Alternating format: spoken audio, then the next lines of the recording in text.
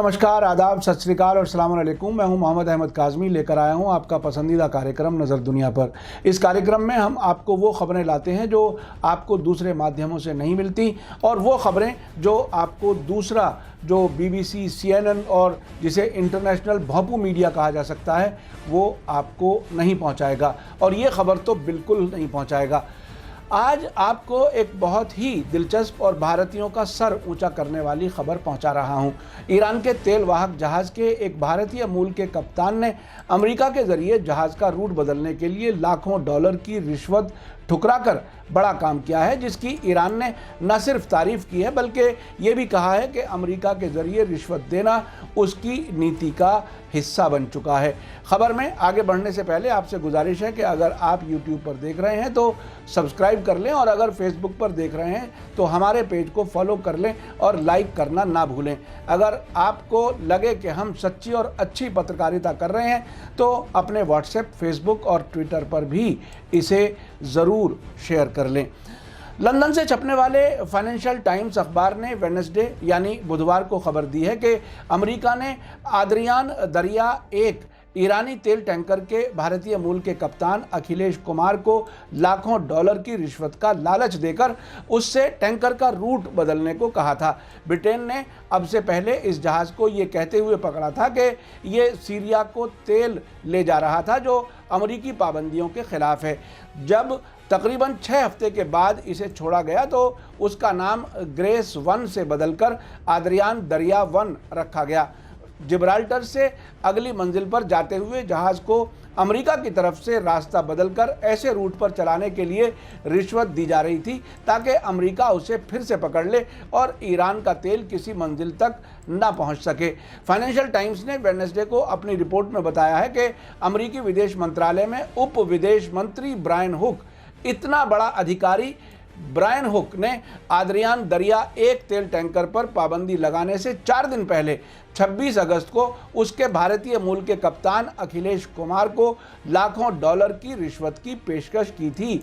ये देखिए कितनी दिलचस्प बात है कि अमेरिका का इतना बड़ा अधिकारी, फॉरेन मिनिस्टर से फ़ौरन नीचे जो होता है वो डिप्टी फॉरेन मिनिस्टर होता है, और वो ईरान के मामलात को देख रहा है अमेरिका के विदेश मंत्रालय में। उसने डायरेक्ट एक जहाज़ के कप्तान को डायरेक्ट कांटेक्ट करके बड़ी रकम देने का, रिश्वत देने का की बात की और पेशकश की, जिसे अखिलेश ने ठुकरा दिया। ये बहुत ही दिलचस्प बात है। एक सरकार का, अमेरिका जैसे देश का इतना बड़ा अधिकारी, डिप्टी फॉरेन मिनिस्टर, जिसको दुनिया का सुपर पावर समझा जाता है, अगर कोई सामने टिके और डटे तो एक आदमी भी उस सुपर पावर को रास्ता दिखा सकता है। ये बता सकता है कि इंसानों के इरादे कहीं ज़्यादा मजबूत होते हैं और सरकारों को वो धता दे सकते हैं। अमेरिका की तरफ से रिश्वत की पेशकश करते हुए ये कोशिश की गई कि टैंकर के कप्तान को इस बात के लिए राज़ी कर लिया जाए कि वो तेल टैंकर को अमेरिका के बताए हुए रास्ते की तरफ ले जाए। वो ऐसे मुल्क तक जहाज़ पहुंचाना चाहते थे कि वो मुल्क अमेरिका की तरफ से इस जहाज़ को अपने कब्ज़े में ले ले। भारतीय मूल के इस कप्तान ने जब अमेरिकी पेशकश को ठुकरा दिया तो उसे परेशान करने के लिए कप्तान पर पाबंदियां लगा दी गईं। ये देखिए, या तो आप हमारी धमकी में आ जाइए, नहीं तो हम आपके खिलाफ कार्रवाई करेंगे, और कार्रवाई भी कर दी। ये बहुत ही दिलचस्प है। एक इंडिविजुअल, एक शख्स, एक आदमी जिससे वो अपने तरीके से बड़ा काम लेना चाह रहे थे, उसने वो काम नहीं किया और लाखों डॉलर की रिश्वत को ठुकरा दिया। उसके बाद उस पर पाबंदियां लगा दी गईं। ये हाल है इस तरह की सरकारों का। फाइनेंशियल टाइम्स ने आगे कहा है कि अमेरिका की तरफ से इस तरह से तेल टैंकर के कप्तान को रिश्वत की पेशकश किया जाना कोई पहला मामला नहीं था। अमेरिका के deputy foreign minister Brian Hook ने पिछले कुछ महीनों में कम से कम 1 दर्जन कप्तानों को ईमेल किए हैं ताकि उन्हें डराया जा सके, और अगर उन्होंने अमेरिका की नहीं सुनी तो उनके खिलाफ कार्रवाई हो सके। अखिलेश के खिलाफ कार्रवाई हो गई। ये धमकियां अब आप देखिए, 1 दर्जन से ज़्यादा कप्तानों को अगर कहा गया, उसमें से एक कप्तान की बात निकल के आई, और हमारा सर ऊंचा है कि हमारे भारतीय मूल का ये कप्तान था जिसने अमेरिका की पेशकश को, लाखों डॉलर की पेशकश को ठुकरा दिया और अपनी ड्यूटी, जो जिम्मेदारी उसकी थी, जिसके लिए वो काम कर रहा था, उसे वो ईमानदारी से काम करता हुआ आगे बढ़ गया।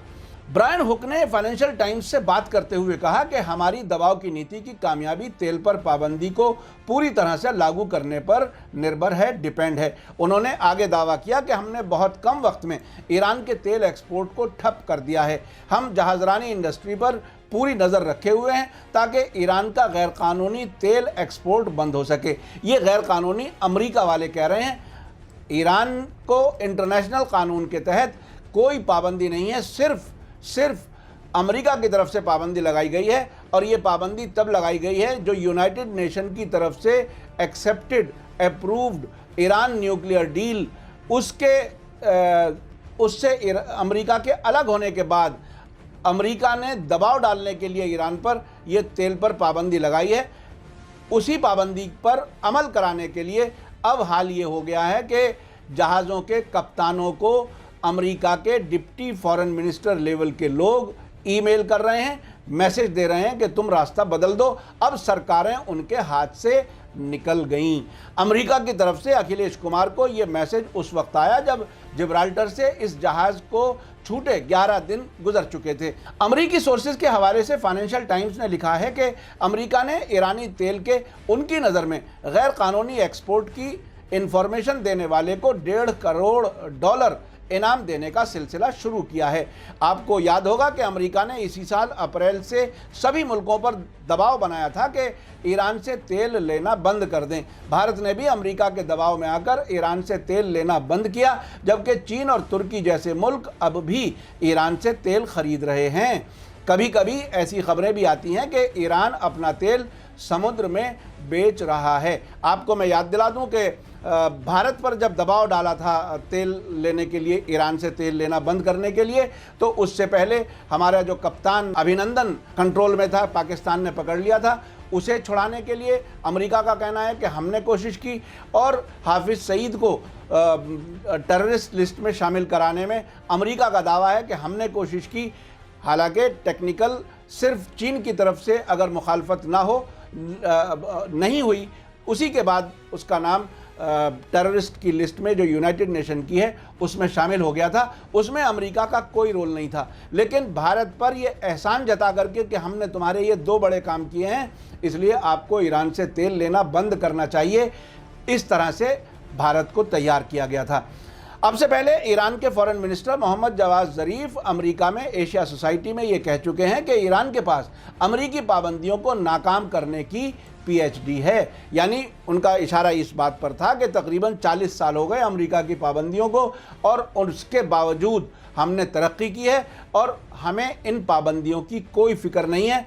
PhD है यानी हमें तजर्बा है, हमने डॉक्टरेट की हुई है और मैं समझता हूँ वो उसी तरह से अब भी अपना काम आगे बढ़ा रहे हैं। फाइनेंशियल टाइम्स के मुताबिक अदरियान दरिया 1 तेल टैंकर के भारतीय मूल के कप्तान अखिलेश कुमार को पिछले हफ्ते ब्रायन हुक की तरफ से एक ईमेल मैसेज मिला था।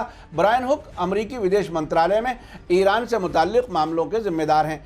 इस मैसेज में अखिलेश कुमार से कहा गया था कि मैं ब्रायन हुक हूं और अमेरिकी विदेश मंत्रालय में ईरान के मामले का जिम्मेदार हूं। मेरे पास तुम्हारे लिए एक बहुत अच्छी खबर है। ये बहुत ही दिलचस्प हिस्सा है, इसको बहुत ही गौर से सुनिए। फाइनेंशियल टाइम्स के मुताबिक अखिलेश कुमार के ज़रिए ब्रायन हुक का मैसेज ये था कि तेल टैंकर को अमेरिका के बताए हुए देश की तरफ ले जाए। इस मैसेज में अखिलेश कुमार को अमेरिकी विदेश मंत्रालय का आधिकारिक टेलीफोन नंबर भी दिया गया था ताकि शक की हालत में वो उसके ज़रिए सच्चाई जान सके। अखबार के मुताबिक अखिलेश कुमार को बड़ा लालच दिए जाने का वाक़या इस बात की तरफ इशारा है कि अमेरिका ईरान को मिलने वाली नकदी से पूरी तरह से डिप्राइव करना चाहता है, उसको पैसा ना पहुंचे इसकी पूरी कोशिश है।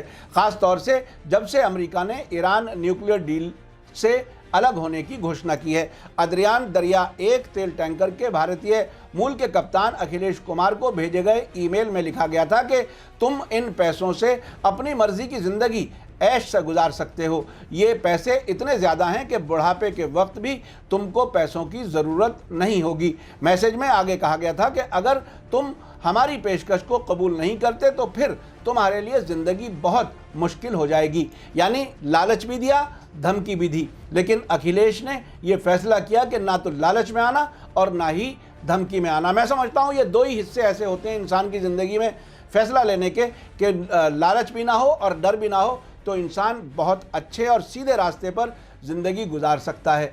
जब अखिलेश कुमार की तरफ से कोई पॉजिटिव जवाब नहीं आया तो उसे ब्रायन हुक की तरफ से एक और मैसेज मिला जिसमें बताया गया था कि उसके खिलाफ अमेरिकी फाइनेंस मिनिस्ट्री की तरफ से पाबंदियां लगा दी गई हैं और उसका नाम प्रतिबंधित लोगों की लिस्ट में डाल दिया गया है। मैं आपको बताऊं कि ये प्रतिबंधित लोगों की लिस्ट क्या होती है।